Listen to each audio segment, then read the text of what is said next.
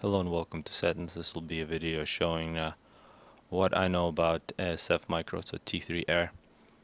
I'm definitely not that good at it. I know the tricks that people know. I think I know most of the tricks, but don't hold me to that. But still, at the end of the day, it's whoever plays it the most, whoever practiced the most. And actually, a really good way to practice it, what I have right now is Sandbox with cheats enabled. And if you go Alt F2, you can get yourself some planes and get another player, and then just go at it. And if you just go for a few hours, you're gonna be one of the better ASF players who just practice and think about what you're doing. But I'll just show you guys the tricks that I know and some of the general concepts. The very first one, select your factory. You have here the default is return fire. You don't want that. You want to set that on ground fire or fire. Well, you can also do it with the left bracket. That's the default, so you cycle it. Don't set it at no fire. That really sucks. So fire it well. So then also, let's get some planes. So right here you have the cheating menu with Alt F2. You can pick the tech level. You want air, and then you pick Aeon. I'll take Aeon. Probably it's a debate. What's the better? I'll just get one plane at first. So here's my ASF. This is the T3 airplane. Pretty expensive, but the best thing you can have. It has on the front, the Aeon one has a turret. I'm not sure if these are the turrets. They actually turn in each direction. You want to keep that in mind while you're thinking about what's happening when you're shooting things. They can go about 35 degrees relative to the nose of the plane. And all these things I'm saying, like somebody like Icon who absolutely dominates me in these battles, tells me that I am thinking too much about these things, and he just flies and kills. So one thing to note about, so here just using the move order to move around. And let me pause it real quick. So there's basically two directions you want to be thinking of. Actually three. One is the current move order. The other one is where the nose of the plane is pointing. So obviously, if right now the nose of the plane is not pointing in the direction of the move order, the plane is going to be in a turning mode. So when it's in a turning mode, actually, they shoot quite a bit. So it's a good thing to be in.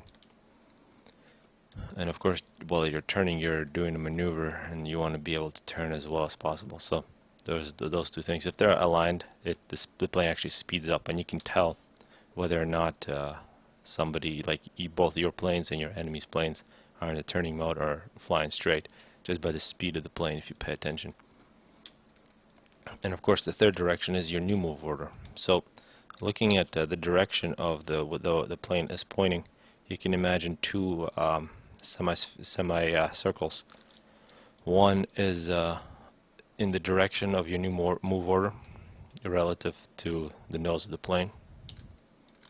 So let me see how the best to show that. So here you can imagine a straight line that separates everything on this side, the left side, and the right side. The move order is in the right side. So any move order in the right side, the new move order that you'll give, will keep the plane turning. It won't confuse the ASF. If you give it a move order in the other direction, your ASF starts turning one direction and then in the other direction, and that really slows it down, exposing your planes to getting shot, and also spreads out your bunch. And I'll show what happens when you get a bunch. So really, that's the thing to keep in mind. Any move order on the right side, on the same side as the move order during a turn, are the move orders you want to give. Or if you want to change directions, you want to first get this plane to be aligned with the move order that's currently given when it's going straight, and then give the move order in the other direction. So that's just a small thing about just controlling these planes. Let's move on. And of course, with turning, you just basically give move orders on the same side. Do it as quickly as you want, and then you can really, if you get good at this, you can really get behind people. And getting behind people is really the whole point. And if you don't have to fly circles, don't fly circles. You just get behind them and kill them. So you can see that's the basic idea. So you see, if I do this and then I switch sides, like there, You can also get some pretty sharp turns, but this is a much longer turn, and usually if you do something like this against a good player, you're basically lost. Alright, so let me kill that one. Go into cheating, let me get 50 planes now.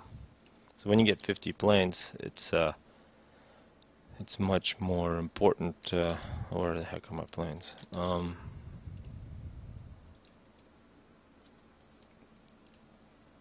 To keep them all together. And there's different ways. I'm sure there's some tricks about not keeping them together, but I'll just talk about that because it's as much as I know. So the very first thing to do is to get them into a bunch. So you can see here, if you just give a move order to a large number of planes, all I did was click over land. You can see they get into a pattern, and then they go on the ground. So here, the most important thing is after they got into this bunch, is to not give an order behind them. Look at where they're facing. Give them move order somewhere far away. So this way they stay in the bunch. And once again, just like we saw with a single ASF, you can start them to begin turning. And if they keep turning, you can get them into even a tighter bunch. So you can see if you get into this type of pattern, the circles, you don't want to fall in love with these, obviously, because a good player will find out how you're flying and just get behind you, and while you're flying circles, they'll be flying circles behind you, and then you're gonna die.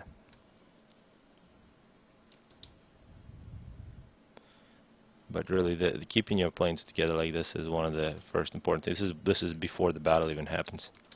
So once you see a battle somewhere, say we're attacking this position, the approach is going to be really important. So I'm going to, in the description, put 2 videos, one for economy and one 2 very good players, VIP and Gala, going at it. It's a video I uploaded a long time ago, where you can really see the 2 players trying different approaches and see what works best.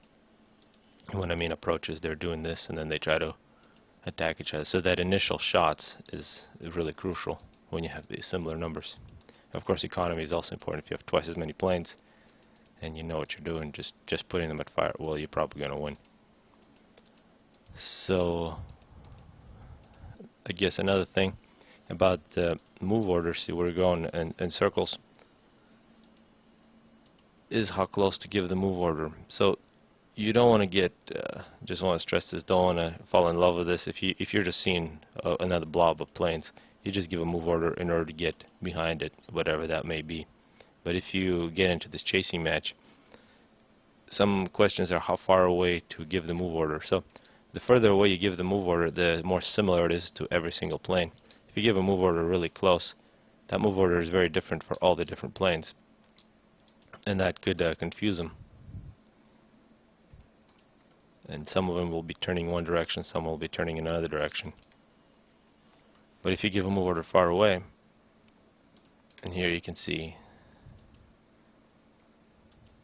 you can really get them to be tight together. So you can also imagine here, well, if you're practicing this, just trying to figure this out, you can imagine a big square, and you're almost going in the opposite direction the planes are flying. So they're flying up, I'm moving them down.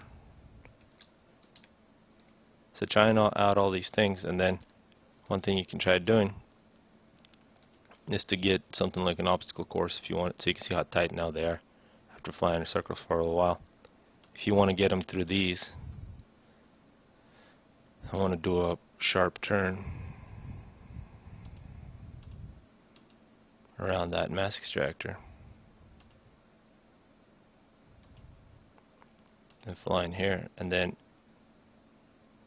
suddenly go into a straight line once again. Now when you go from a turn to a straight line, you don't want to give them order really close, you want to kind of give it far, just so they don't all suddenly bunch up. So if you know these things, they're all quite simple, but actually flying against a good player, if you don't know these things, you haven't practiced them, it's quite difficult. So I'll encourage people to check out the videos in the descriptions to help you out. It's actually, once you know this, not that difficult. And then the second thing, go into Sandbox, find an ally, find a practice buddy, do this for an hour or 2, going 50-50, 100 versus 100, 30 versus 30, and then try to play some games, because in a real Settings game, you get in 30 minutes, you get one fight and you lose it, So there's a lot of pressure there, and then you don't get to practice anymore. But if you, in an hour, practice 60 of these, you'll be really ready to fight. So hopefully this was useful.